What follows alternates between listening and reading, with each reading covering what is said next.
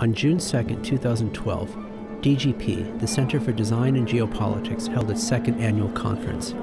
Entitled Designing Geopolitics 2, it was held in the Black Box Theater of Cal IT 2, the California Institute for Telecommunications and Information Technology in La Jolla, on the campus of the University of California at San Diego.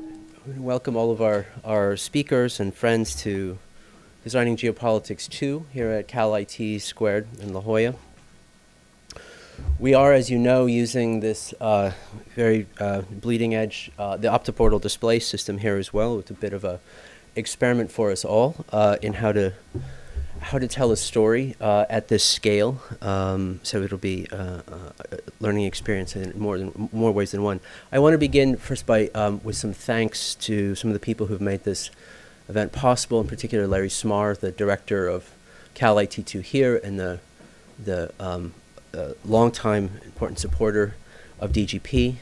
So Peter Cowie, Dean of IRPS, who will be speaking, who also supported us, and Grant Kester of the Department of Visual Arts, whose support also made this possible, as well as Ramesh Rao, the director of the Cal IT2 division here in La Jolla, and the remarkable and extremely professional staff here at Cal IT2, Hector, John Mang, and Amy Nguyen, without whom this wouldn't have been possible.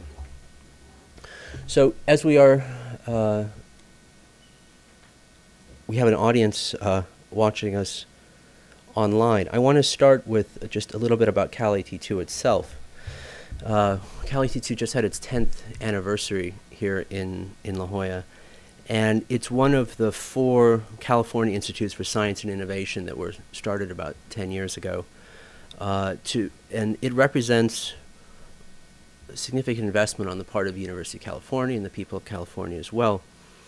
But it represents really, I think, a sort of a new mechanism to address very large-scale societal issues by bringing together multidisciplinary teams of the best minds, as represented here in this room today, both on and off the UC campuses, in a way that had really been impossible to do before in a traditional disciplinary research context, by bringing together horizontal links among different departments to foster multidisciplinary studies, create research teams consisting of members that can be located anywhere in the world, and to enable different kinds of living laboratories, of which DGP is, I think, a good example. The 4 areas of research that Cal IT2 focuses on that organize these interdisciplinary teams are energy, health, culture, and environment. And as I think as we'll see today, DGP in many ways represents, or at least touches on in a significant way, all 4 of these. DGP, the Center for Design and Geopolitics, is a think tank based at Cal IT2, and specifically interested in using the methodologies of art and design to develop new models for how planetary scale computation transforms political, urban, ecological systems. It was founded in 2010. Now, DGP begins with the supposition that the heavy carbon economies that we've inherited from industrialization have reached an insolvable impasse and must, at their core, be redesigned, reformed, and replaced.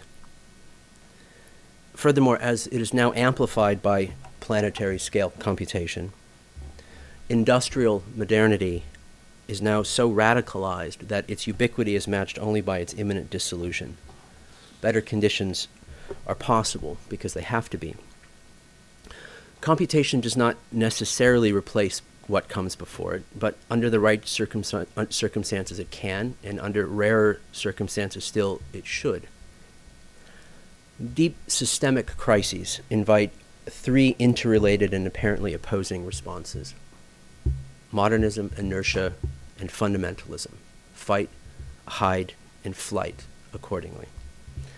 And towards this, DGP recognizes the emergence of another alternative modernity, where industrialization provided heaviness, expansion, production, and consumption. Our successor modernity is one of lightness, contraction, subtraction, and restoration. It's an interfacial modernity, not only of identity, not of identity and maximalization, but of externality and transference, where industrialization was a modernity for tabula rasa, Today, a subtractive modernity curates a world that is infinitely full. Its radicality is not drawn from the historic or geographic momentum of a new world, but rooted in the precarity of globalizations that are as irresolvable as they are interconnected. So I'd like to then introduce our first panel, Larry Smarr and Peter Cowie. Before, just a couple quick things about the event today. This is the second event of the Designing Geopolitics event for the Center. And our plan certainly the plan is to do further ones, but in a way, it's one of the models that we've been looking at for how this might work and how the conversations might go forward is, I mean, there's several models, but one is actually something that's been happening here in La Jolla for quite some time. It's called the Jasons, which was a project that came out of the Manhattan Project originally many years ago. And the idea was if you could get the best scientists in the world together in the room for an extended period of time and give them a hellaciously difficult problem to think about, that method works pretty well. So before we even start, we're inviting you back for next year to continue the conversation. We'll probably continue the conversation in New York and London before we see you next year as well, and to keep the conversation going. So before we even begin, there will be each of the speakers will have we're speaking for half an hour or so. We'll have a conversation after that as well. But those of you who are sitting there are more than invited to participate in the conversation, and it's really the conversations and how those conversations can grow, how those conversations can take us in directions we didn't expect, some directions that we find exciting, some directions we find peculiar and uncomfortable. That's the outcome that we're hoping for today, and it depends on your participation. For those of you watching online, please also feel invited you're also invited to participate and follow on the Twitter hashtag DGP2012, which will be a kind of parallel conversation to what's going on here in the room today. Now, on the program, we're divided essentially in the morning, 2 morning sessions of Larry Smarr and Peter Cowie, then Usman Haq and John Wilbanks, are in essence the policy discussions, but policy as clearly in a much more expansive, projective, imaginatory, speculative kind of way. In the afternoon is projects, the designers whose work we appreciate and who are working through these issues that we're talking about today, about how we would design, not design at a geopolitical scale, but to take the geopolitical, its institutions, its architectures, its logics of territory, distribution, jurisdiction, geography, as a plastic design problem. One is never resolved. But I think what we'll see very quickly is that, especially with the conversations we're having today, that the kind of policy that we're working with is a design practice, it is a design methodology, and that the designers that we're working with in the afternoon are already in their way doing a very important kind of policy work and using design to visualize and imagine policy alternatives. Now,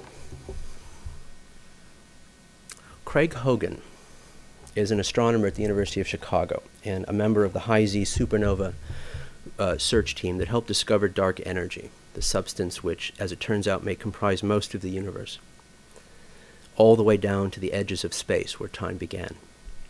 Dark energy not only fills space, but as it grows, it expands space. The amount of dark energy is actually increasing. And so not only is the universe expanding, but its rate of expansion is accelerating.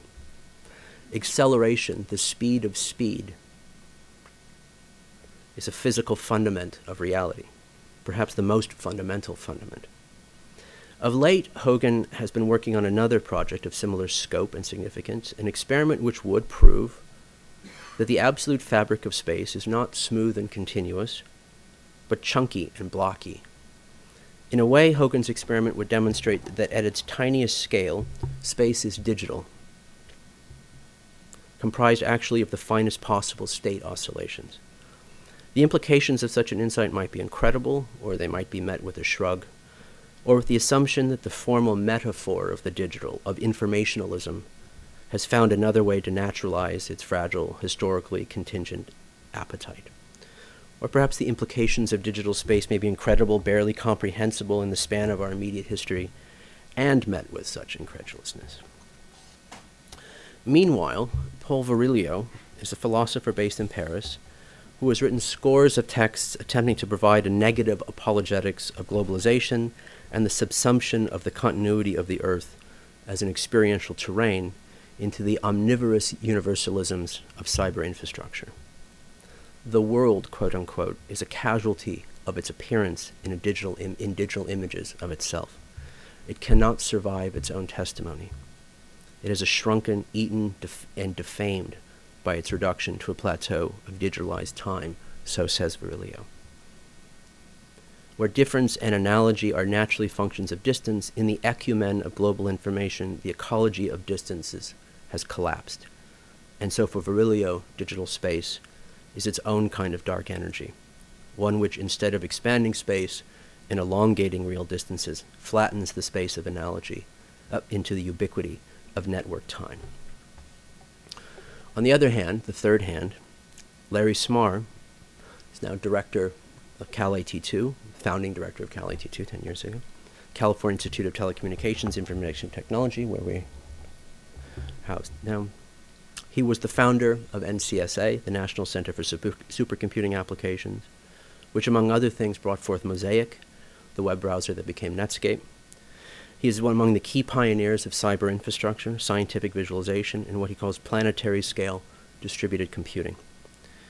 But as of late, the information platform that has captured his most intense interest is his own person. While the quantified self movement, championed here in California, has many precedents, Smarr's own quest reminds me, I think, most of Buckminster Fuller's own notebooks, the Dymaxion file, in which he recorded every single activity. The personality type of those who see the design of planetary technologies as their daily vocation seems to suggest the modeling of activities of the day itself as if it were a problem of astrophysics. So what Larry's going to speak to today is to do with the image of the Earth, the image of the digital Earth, how the digital renders the Earth for us, and how in doing so it presents the Earth itself, the site condition of the Earth, the specificity of the Earth, as a design problem. So with that, I introduce my friend, Larry Smarr.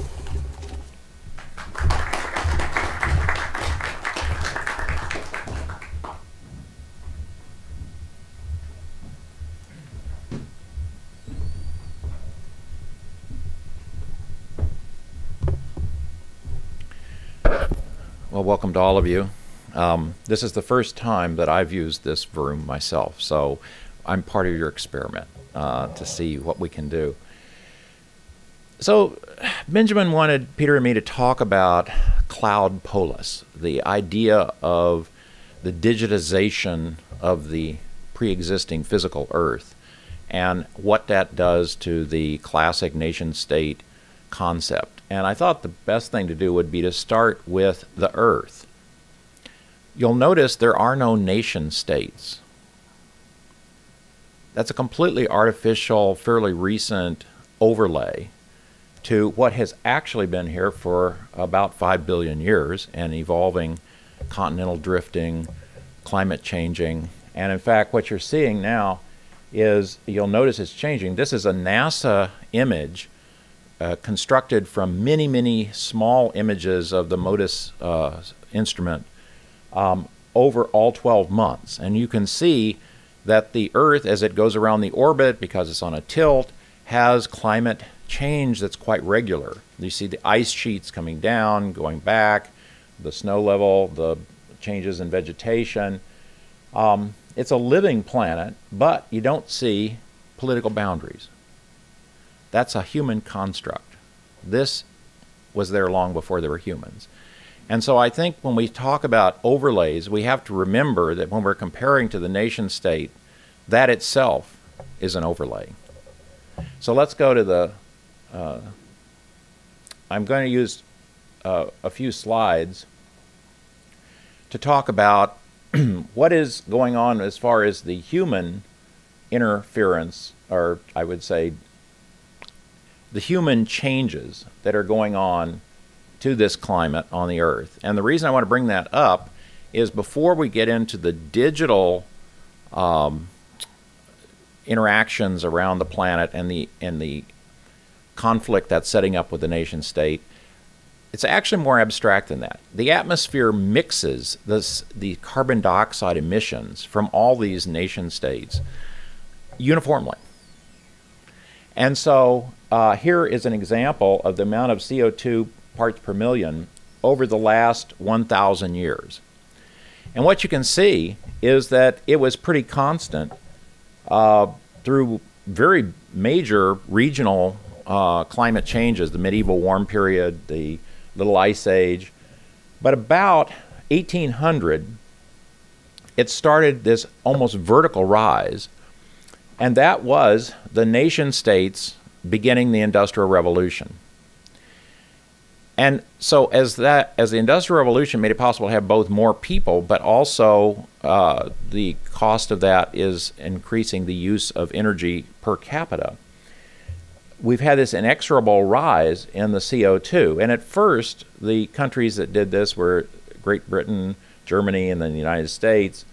And we're now up to 392. And what the problem with this is that the Earth only has a certain carrying capacity without changing its climate. So there's a great map. Let's go switch now to the live version of this on the web called carbonmap.org. And so if you go to this and you look, for instance, what we're looking at here is area. There's the world as we think we understand it in terms of the nation-state boundaries. But on the other hand, when we start to look at the issue of, okay, if the carbon dioxide is going to change the planet, the climate on the planet, what are we going to do? Are we going to put a carbon tax? Are we going to put tariffs on embedded carbon? There's all these policy issues. Well, you'd say it's pretty easy. Just find out who's emitting the CO2 and then they're responsible for that, right? Well, it's not so simple. Because, for instance, if you look at the world in terms of where the actual coal and gas and oil are extracted, and you say, well, the simplest way is to just go to where they're digging the coal up or are coming out of the well and just put the tax on at that point. Well, then these are the players, because, of course, China produces a vast amount of coal, Saudi Arabia and the Mideast, oil, and the United States is actually one of the largest energy producers. On the other hand, if you go and you say, well, no, it's where the country that actually emits, then you go to a different map. Okay? But if you think about, okay, China has now exceeded the United States in CO2 production annually. Why is that? Because all the rest of the world said, you make our stuff. And stuff takes energy. And so China, of course, is adding a gigawatt coal power plant every week as a result. So if you say, well, maybe it's the people who are doing all that consuming that ought to be taxed, like a VAT tax, except on energy, well, that's a different map. And if you say, as China does, and that's, of course, a reasonable point, we didn't put all that stuff in the air. You filled up the air to the point that there was a tipping point before we in India came along, and now it's not fair to us. Well, here's the historical. Who put the stuff in the air from, say, 1850 to 2007. So something as simple as a physical quantity, CO2, that you can measure, you can monitor. Translating that into policy, what each nation state should do, maybe not so simple. So let's go back to the PowerPoints. See, the cool thing about this wall is we have operators, John and David here. In addition to you who are actually running your own particular PowerPoints.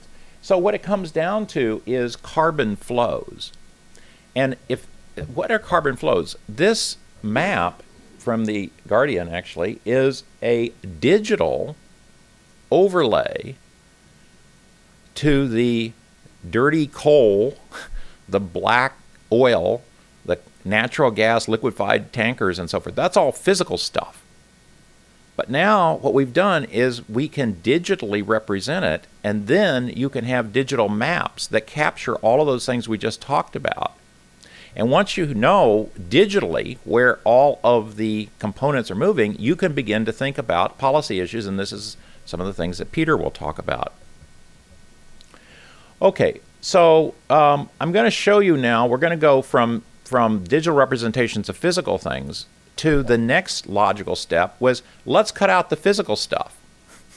Let's just go straight to the bits and consider the global flow of bits that don't have any particular physical representation. So again, let's move. Let's actually turn the PowerPoints off for just, or yeah, we're just over at 8. That's fine. So over the last 10 years, Cal IT2 has worked with innovation centers around the planet to develop a separate big data global set of highways. These are on optical fibers. All these are going under the, these are on like fibers under the ocean in the United States. And you can see that the United States has invested a lot in these optical fibers. These optical fibers are capable of going at 10 gigabits. That's 10,000 megabits per second. So how many of you have 10 megabits per second at home through cable modem or DSL? 10 megabits? Anybody got 20? 20 over there? Okay. This is 10,000 megabits a second. And so we then use it to, across the Pacific, across the Atlantic, down to South America, even beginning now into Africa, through South Africa. We've worked with Saudi Arabia to their university, Kaus University, to link them up. India is beginning to get linked up. And so this is all this does is flow bits. Now the reason I'm showing you this is when we get to the cloud providers that you're more familiar with, like Facebook and Google and so forth, this technology of these dedicated fibers, not the shared internet, although it uses much of the same technology, is what goes on. Every major global bank, they have their own private set of fiber optics around the world, and so forth for many other organizations. And so we're learning what you can do when you have, essentially, you eliminate distance around the planet. So let's go back to the PowerPoints. Good. And so we have many activities here. And in fact, can we shrink the PowerPoints just into the 4 so we have less of the black bars? Yeah, perfect, thanks. So this was where we were when we first opened the building back in 2005. This is a 4K, which is 4 times HD. So that's 4,000 pixels times 2,000 pixels. That's the digital cinema standard that we've created. Cinegrid, an organization that involves all the studios, all the movie, the film schools globally. And so Keio University in Japan has the lead for digital cinema there. This was the first trans-Pacific use of that for a video conference, which isn't talking head to talking head, but sewing rooms together. So imagine the wall here just disappears, and a wall in somewhere else in the world disappears, and those are glued together, and now you have a virtual physical room in which people are life-size. In fact, the Japanese are even larger than life-size. Though this is in the next room over in the auditorium right behind us. And this, for instance, is our chancellor. That's the president of Keio University. And the New York Times used this, was covering this event that we did here as part of our opening to talk about what's coming after HD. And if you go back to 2005, not everybody had HD in their homes. This was before all the TV stations changed and everything. We were already 4 times that. And using it to sew the world together. Australia was one of the first to realize that this was going to take their whole history of being isolated, basically, from the rest of the world and change it forever. And as a result of this event, which was in 2008, they built the first one of these OptiPortals. You can see the size of the barriers between the screens to give you an idea of how far we've come with that technology. And this is again in the Cal IT2 auditorium that this picture is taken, and this is a live interaction between speakers using the wall and interacting with the audience between Melbourne University and Melbourne, Australia, and here.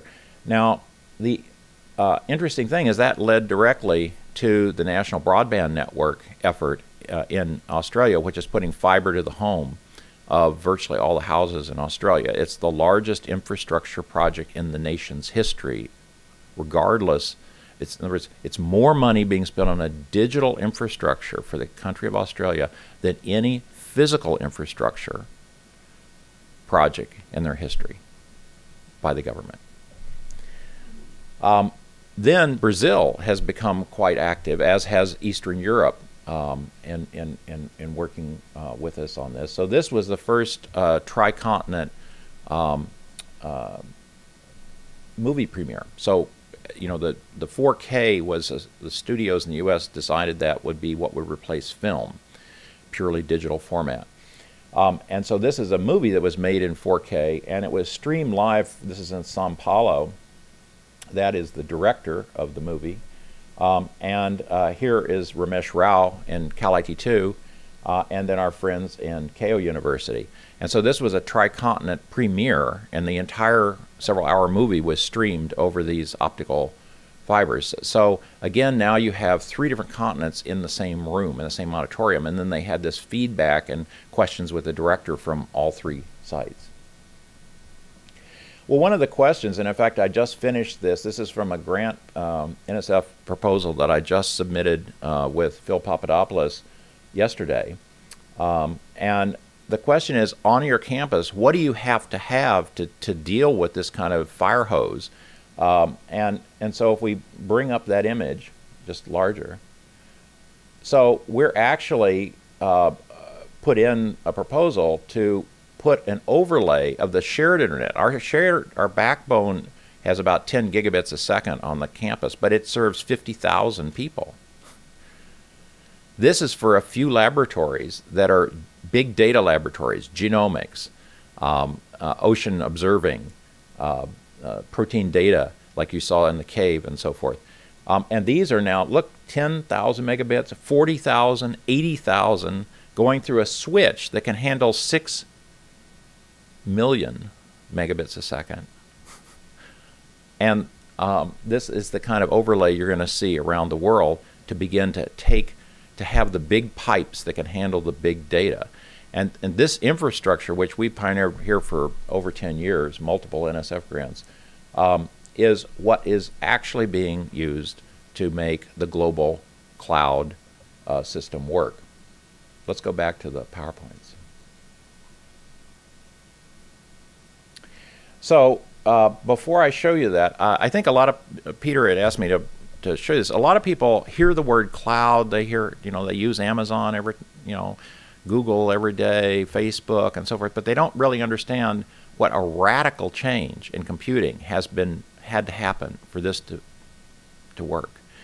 So here's the most powerful supercomputer for science in the world at Oak Ridge National Laboratory called Jaguar, and it's upgraded and will be called Titan when it's done. And you notice that there are these sort of like rows and rows, and each of those racks has zillions of computers in each one of them, right? By 2020, I just got off of a National Research Council year-long study on the next 20 years in climate simulation. And by 2020, these supercomputers will have 1 billion cores, 1 billion chips, computing chips. And so that's the scale that we're going to, 1 billion times the capability of your laptop. Well, this compartmentalization into containers is the way that the cloud works. Now, I spent several hours on the web trying to get you a decent picture of one of these things. They're not out there. This is one of the most secret aspects of our so-called open net. You think Google's open, right? Well, try to find anything about their warehouses. There's one video that they go through and show you one of their older warehouses. But there's such a competitive advantage to these things, and then there's just naturally enough, if one of these things were attacked, you can think of the global financial impact that would have instantly. And so there's a lot of secrecy. But the point I want to get to you is notice these. This is a huge warehouse. To get the scale, those are cooling towers, their own power substation, and that's just one of these things. These are now scattered all over the world and connected by those fiber optics we were showing. Now let me take you inside the warehouse. And I apologize for these being kind of fuzzy, but literally, that gives you an indication. That's all you can get out there. This is revolutionary stuff, and yet, where is it? You don't know the location of these places. So those are containers. Think of a semi-truck. Okay, think of the back end of a semi-truck. That's the unit of computing. And if you look inside one of those, that's Microsoft's up at Chicago, at an undisclosed location in Chicago. And so each of these things is a computer, like, you know, a desk side computer capability, right? And they lift with these cranes full of all the computers and plunk them in and plunk them out, and that's the unit, not a computer, but a canister, a whole semi-truck of computers. Well,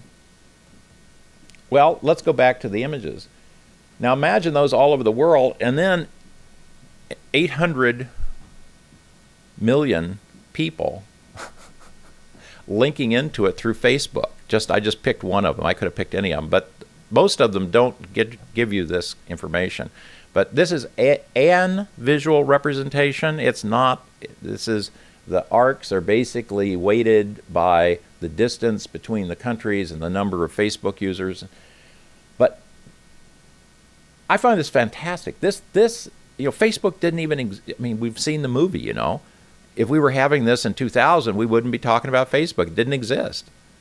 And now you've got a good fraction, 800 million people that are actively using it. And this is not a map of the world. This is just built out of arcs of people friending and sharing over Facebook. And you can see that it pretty well reconstructs, you know, you see how full the United States is and Europe. But then if you go down to South America, you can see how little of the continent is there. Africa actually is maybe more than you'd expect. Africa is actually on the regular internet, more and more connected. Where's Russia? Where's China? China in particular is invisible because there's no Facebook in China. The nation state has intervened in an otherwise global flow of information. What's that about? You know, these are the kind of policy issues that we're going to come back to with Peter. Okay, so let me take you on one more excursion of the digital, emerging digital planet that we are on. Okay, let's see. Okay, can you, David, click it forward? Thanks. So all of this has been driven by Moore's Law. And Moore's Law says that basically every 10 years, you get a factor of 1,000 lower cost for the same computing. And that white line on log paper is Moore's Law. This is the cost of sequencing the human genome. So when we first started, actually this just takes you back to 2002, late 2001. When the first human genome, it was $4 billion for one human genome. It's now like 4,000. So that's almost 1 million in 10 years, the square of Moore's Law. So sort of quietly, the whole biomedical revolution has been going at a speed way faster than the digital one. And who's on first? China. China and the Beijing Genome Institute is the largest genome sequencing facility on the planet. And you look at the kind of things, Illumina is a company that sits a couple of blocks from here that makes the world's most widely used next generation genome sequencers. They can generate 25 billion bases a day from one of these. They've got 137 of them just in the Beijing Institute. And look, it's a 160 teraflop supercomputer that's dedicated to this. The San Diego Supercomputer Center that's across the way, its fastest computer for the whole country is 100 teraflops. Okay? 12 petabytes of storage, which is 12 billion megabytes. Okay. Next slide. So I am on the scientific advisory board with George Church and Lee Hood and others at Complete Genomics, which is a company that's doing genome sequencing as a service. And you look in, this is all nanotechnology, robotics. You look into this room, and the stuff is just making genome sequencing happen on an incredible scale, such that by 2015, there'll be 1 million a year. Now, there's only 4 million newborns in the United States. So what this says is by 2015, we could be doing 1/4 of all kids born. Of course, that means by 2017, we can not only do all the newborns, but most of the adults. And by 2020, everyone will be sequenced, right? So this next 10 years, this digital explosion of what we are at the deepest level is going to be part of that digital flow just the way Facebook is. Next slide. For instance, I have, and I'm almost done, you know, I started out when I came here 11 years ago, realized that I needed to shape up a little bit, and so I was measuring one thing every day, getting on the scale. There was one number that defined me. By mid-decade, I realized that I needed to understand, to quantify myself. I started tracking what's now somewhere over 100 different variables in my blood on a quarterly to monthly basis. So now I had basically 100 numbers defining me. Then I was one of the first 23andMe, and that gives you the SNPs, the single nucleotide polymorphisms, which are the 1 million points on your 6 billion DNA bases that 90% of all human variation occurs. And so you send them some spit, and they send you back 1 million numbers about yourself. And this year, I will be fully sequenced with 6 billion numbers. So you've got to imagine that we're going to a new world of digital medicine and digital health care, and in which each of us has floating around us billions, 10 billion numbers. And they were able to do cross-population comparisons of 10 billion numbers per person. Next slide. I actually didn't expect to get into this line of work, but this is from Technology Review recently, the patient of the future. So I collect all these kinds of data about myself, and not just external data, just click again, but as for those of you who were in the cave yesterday, we took a digital tour of the insides of my body using MRIs put into the Cal-IT2 interactive 3D visualization to go in and look at some detail, particularly my colon. Next slide. And then I am now a member of the Public Genome Project at Harvard Medical School. And this is run by George Church.